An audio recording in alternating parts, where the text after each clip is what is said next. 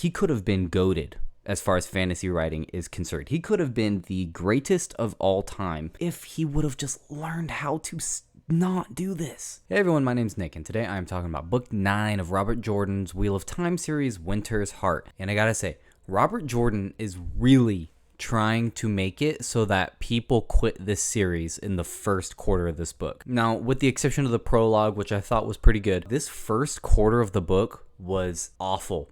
This is some of the worst story writing I have ever read in my entire life. The entire Elaine storyline in this book is so boring, so uninteresting, so awful. Even the slight little moment of action in there was just not fun to me. It just sucked because of how awful the rest of it was. It was terrible. And I gotta say, after Rand gets bonded by his, three ladies, I think the book actually gets a lot better. And maybe it's just like this super stark contrast between how awful that first Elaine story is. Maybe that makes the latter 3/4 seem so much better. But man, if you quit this book because of that Elaine and how long it went, I wouldn't blame you. I wouldn't blame you at all, because, man, it's terrible.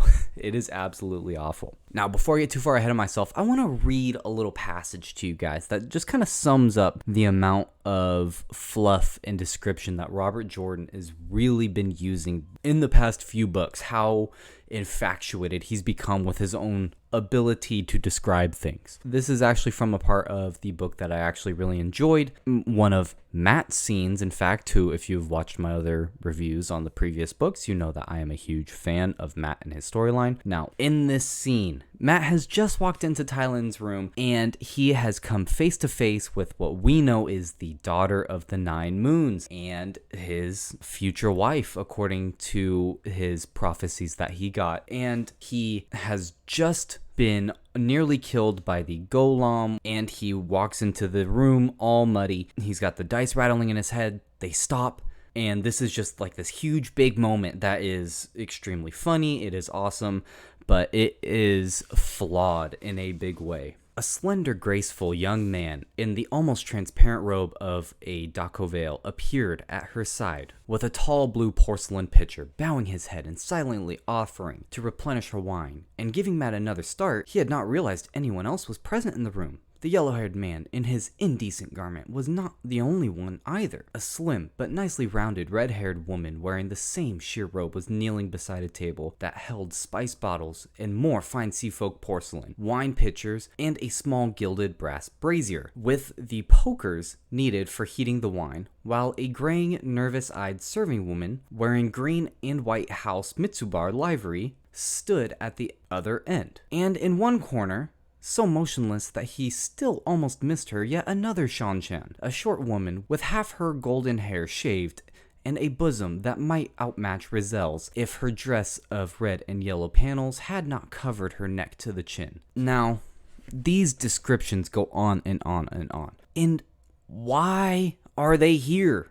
Why are you describing these people? This is, as I said, a huge, amazing occasion that we've been waiting for since book 3, I believe, whenever he got these prophecies. It was either book 3 or the beginning of book 4. I don't remember specifically. But whenever he got these, it is now 5 or 6 books later, we're finally getting, we just learned who this woman is, daughter of the 9 moons. Matt doesn't yet know. He's got the golem on his heels. He's got the dice rattling in his head, stopping immediately whenever he walks in, and we know what's going on. And it's just, I still enjoyed this scene, this dialogue, what was going on. But this could have been amazing and so much better, but it is the momentum that he gets. He just kills it constantly. He does this all the time with these unnecessary, long-winded explanations for no reason. It's really bad. And, like I said, I really enjoyed this part of the book. I thought that the whole Matt storyline in this book was really fun. The way that Robert Jordan even wrote some of the time passing, where he would give Matt some descriptions. He would give Matt, like, oh, here's what's going on, and a little dialogue break. Like, the way he wrote some of this stuff was really good. But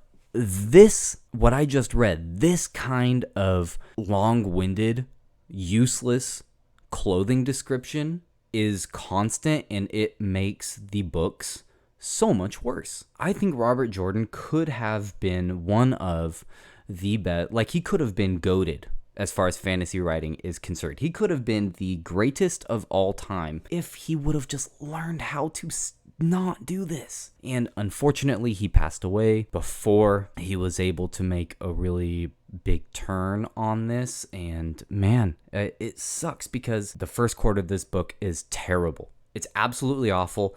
And I could understand if you quit on this book, I don't fault you for that. Now, I think if you hoped against hope and you just stomached it and you speed read through all of the Elaine stuff that is just absolutely boring and terrible and useless, and you got to the point where Rand gets bonded by his three ladies, and then we finally get away from Elaine except for a few times, which, you know, it was still bad after that, but it was a little more tolerable. If you made it through all that, I think that you really would have enjoyed this book. Matt was he was written really well in this book, and he was a very fun and fantastic read. Rand was an extremely fun and fantastic thing to read as well. As I mentioned, even the prologue was cool. I really enjoyed the whole Aiel sister weaving.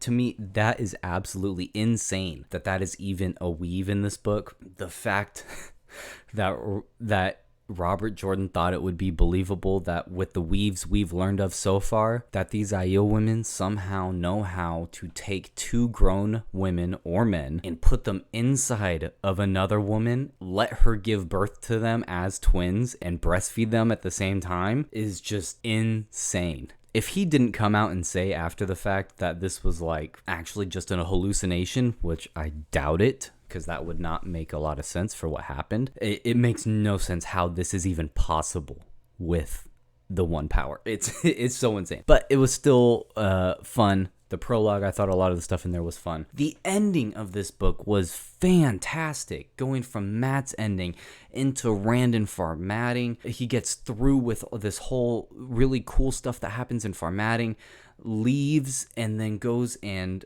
cleanses the male half of the true source. It was great. This was a great ending. A lot of the stuff in this book was really good and really well written and really fun. But the amount of time we took on Elaine, if I wasn't reading this for this YouTube channel, I probably would have quit as well, because man, it was rough. But I think overall, because it was right in the front of the book and it was that terrible and that large, this book was pretty bad.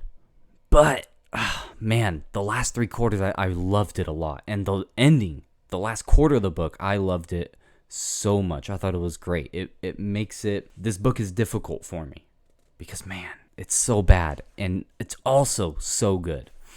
So, I mean, that's about all I can say. I've been probably backtracking on myself, repeating the same thing over and over just because I'm so upset about it. And I wish it was written so much better. But next book. Book 10, Crossroads of Twilight, coming soon.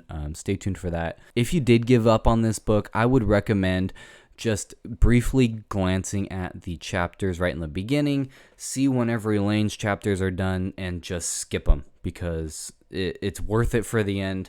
And honestly, I don't even think this whole succession war is going to matter whatsoever because it's stupid. But hey, I hope book 10 is a lot better. We will see. Everyone, thanks for watching. Hey, Nick here. If you enjoyed this video, please gently caress that like button for us. And Ray, thanks for watching. It was a blast. Make sure to hit that subscribe if you want to stay up to date with what we're doing, what me and him are doing. There. Me and him, Nick and Ray. Subscribe.